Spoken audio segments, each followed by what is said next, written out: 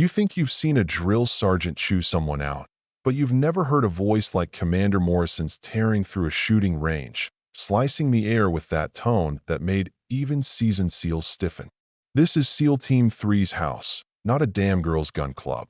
Every eye turned toward Maya Williams, standing calm with her rifle still shouldered, her hazel eyes on him, steady as stone. Morrison strutted toward her like a man sure of his throne, ripped the rifle from her grip, and sneered. 12 moving targets, 5 minutes, wins at 47. The record is 8:43. Think you can handle that, princess? Or you just here for the photo ops?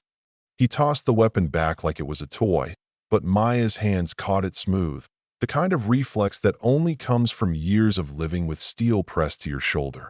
The whole team froze. 24 operators watching what they thought would be another public humiliation.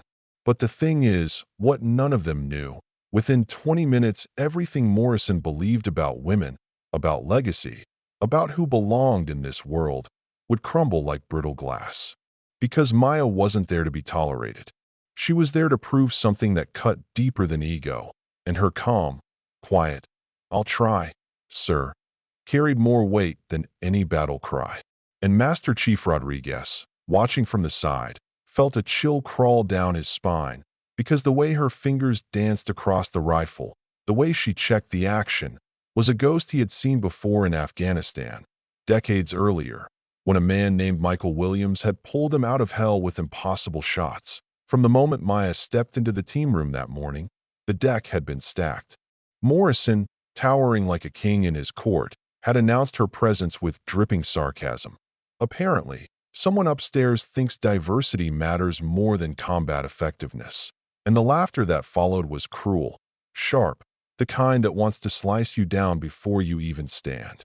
But Maya just sat in the corner, back straight, face unreadable, the sting burning under her skin but never showing. She'd lived through worse. Rodriguez had seen enough new blood to know when someone was bluffing, but there was no bluff here. Something in her stillness whispered of deserts, of firefights, of survival. And Morrison, blind in his arrogance, shoved her to the farthest post on the range, muttering about how she shouldn't get in the way of real operators. The crowd laughed, but Rodriguez's memory itched. The way her hand lingered on the rifle's serial number, the ritual too familiar to ignore, by mid-morning. Morrison had made her his personal punching bag. Faulty scopes, impossible drills, mocking every shot she took. But each challenge she dismantled with precision so exact it silenced the jokes, one by one. A faulty optic? She recalibrated in seconds and dropped 10 rounds into the center ring at 600 meters, wind gusting off the Atlantic. A stress shoot after wind sprints? Her grouping tightened instead of falling apart. The men started shifting, uneasy. What was supposed to be entertainment had turned into something else, like watching a shark circle in waters you thought were safe. Even Morrison's diehard supporters stopped smirking. You could hear it in the whispers. She's not missing, not even close. It's like she's playing with him. And then came the moment, the ultimate test, Morrison's crown jewel of humiliation. 12 moving targets, 3 seconds each, ranges from 300 to 1,000 meters. Wind thrashing like the ocean wanted to join the fight. No one had beaten it under 8 minutes. Morrison smirked, ladies first, loud enough for the whole compound to hear. What he didn't know was that he had just handed her the perfect stage. The team gathered in a semicircle, words spreading fast, even operators from other units drifting over, hungry for the drama. Lieutenant Sarah Chun, intel officer, slipped in, her eyes narrowing, recognizing what Morrison didn't. Maya's breathing was too even, too calm. This wasn't fear. This was someone who'd been here before. The hush when she laid down was thick enough to choke on. The ocean itself seemed to quiet as she wet her finger, feeling the air currents the old way, no gadgets, just instinct and memory. Rodriguez felt his chest tighten.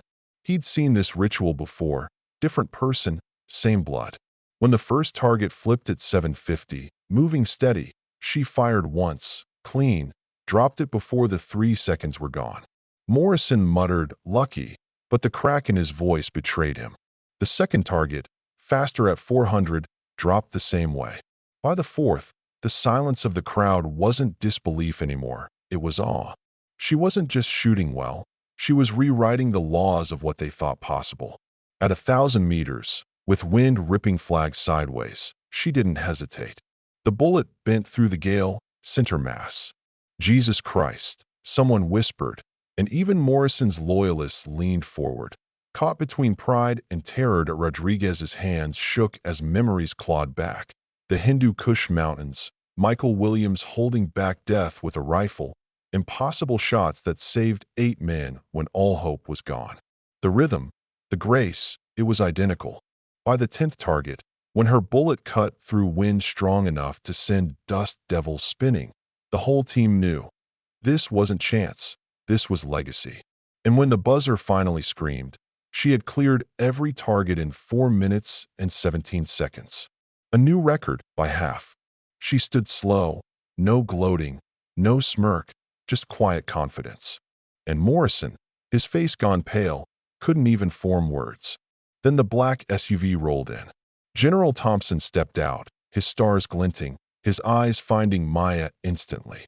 He called her by rank, Sergeant Williams, and the name hit the crowd like thunder. And when he spoke the rest, daughter of Master Gunnery Sergeant Michael Ghost Williams, the range itself seemed to stop breathing. You could feel the shift, like the earth tilting. Stories of Michael were legend. 50 Taliban fighters held off by 1 Marine sniper, so 8 SEALs could live. Rodriguez's voice cracked as he confessed, "I was one of them.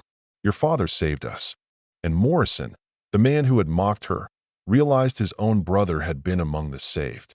He dropped to his knees, broken by guilt and revelation, confessing 13 years of self-hatred. And Maya, tears in her eyes, placed her hand on his shoulder, forgiving him with a grace he hadn't earned. "My father would say you protected your team the only way you knew. But what matters now is what you do moving forward." That forgiveness, that strength, that was the moment she truly won.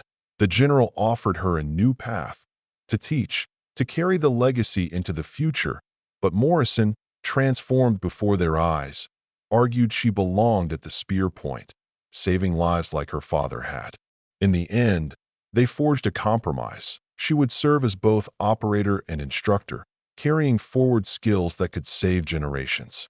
And when she turned to Morrison and demanded one thing, that the hazing, the prejudice, the garbage end not just for her, but for anyone who came after.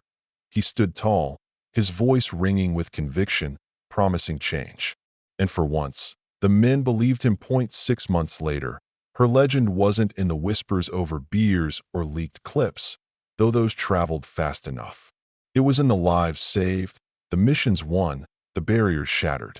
Morrison became her fiercest ally, his own redemption sealed by the cause he now championed.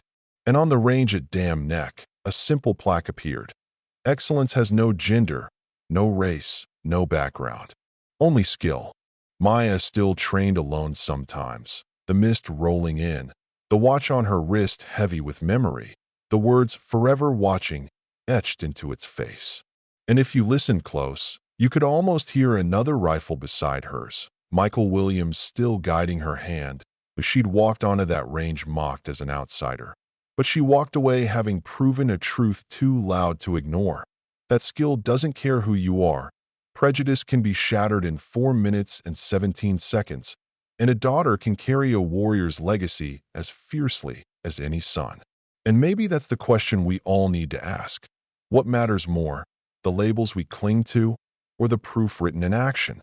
You tell me, was Morrison right to fear her at first, or was the real failure his blindness to talent standing right in front of him?